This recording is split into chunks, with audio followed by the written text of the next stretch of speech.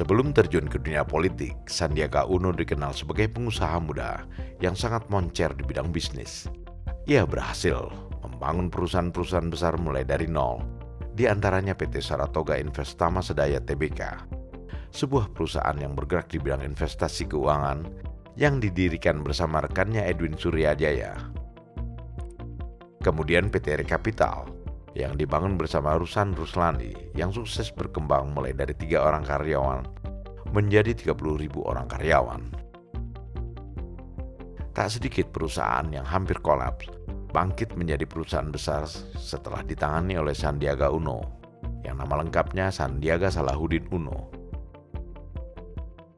Ia berkawan dengan Menteri BUMN Erick Thohir dan mantan Menteri Perdagangan M. Lutfi sejak bersekolah SMP sehingga kemudian sama-sama kuliah di Amerika Serikat.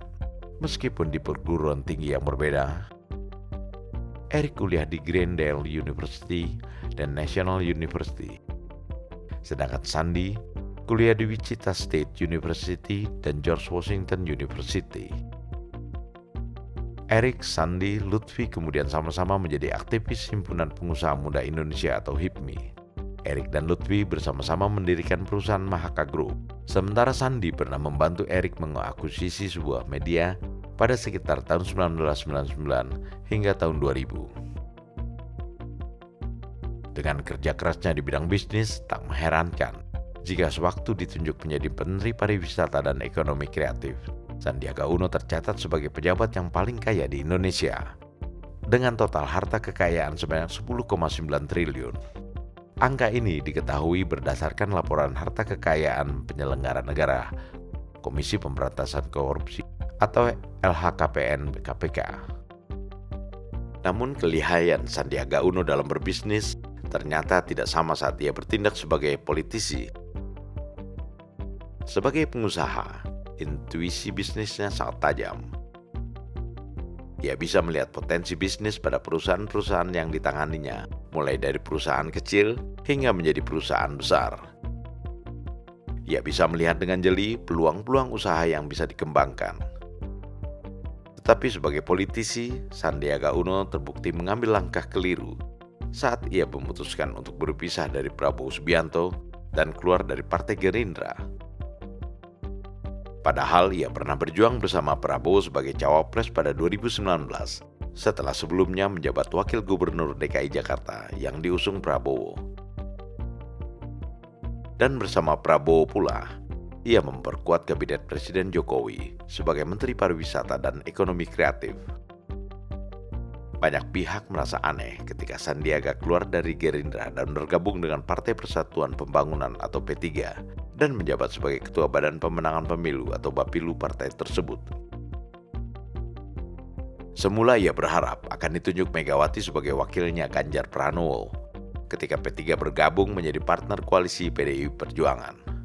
Namun keinginan ini ternyata tidak kesampaian, sehingga ia pun akhirnya hanya bisa berusaha mendongkrak suara P3 di pemilu yang ternyata jeblok di saat-saat terakhir.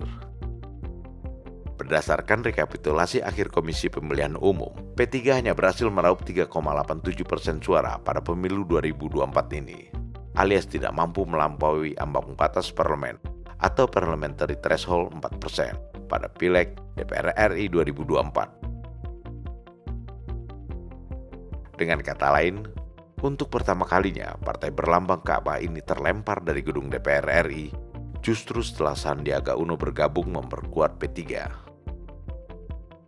Meredupnya Partai Persatuan Pembangunan yang pada masa Orde Baru menjadi satu-satunya partai politik berbasis masa Islam sebenarnya sudah diprediksi sejak awal era reformasi, ketika bermunculan parpol-parpol berbasis masa Islam yang baru seperti PKB, PAN, PKS, dan PBB.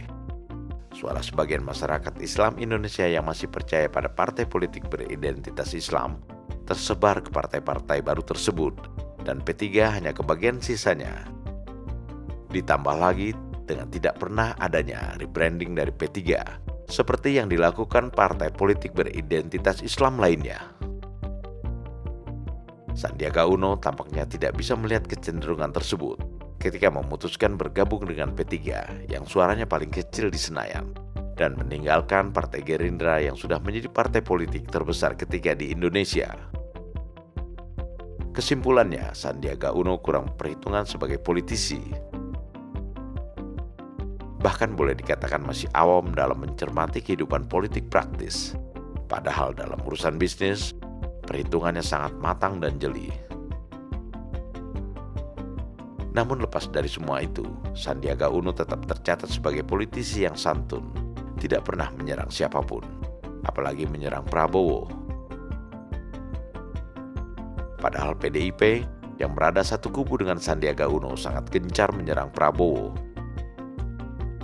Mungkin itu hikmahnya, mengapa Sandi tidak disandingkan dengan Ganjar.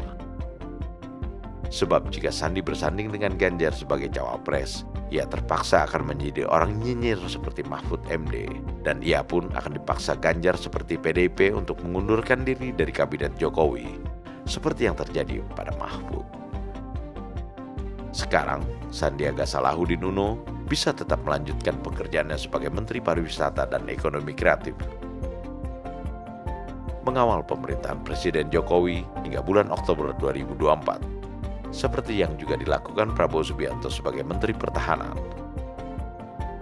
Ia juga bisa terus berkiprah di dunia politik dengan berjuang membesarkan kembali P3. Partai politik yang secara resmi telah mengucapkan selamat atas terpilihnya Prabowo Gibran sebagai Presiden dan Wakil Presiden terpilih. Semoga di tangan Sandiaga Uno, Partai Persatuan Pembangunan bisa muncul kembali sebagai partai besar masa mendatang, sebagaimana keberhasilannya membesarkan sejumlah perusahaan. Prabowo Gibran, Man of Our Time.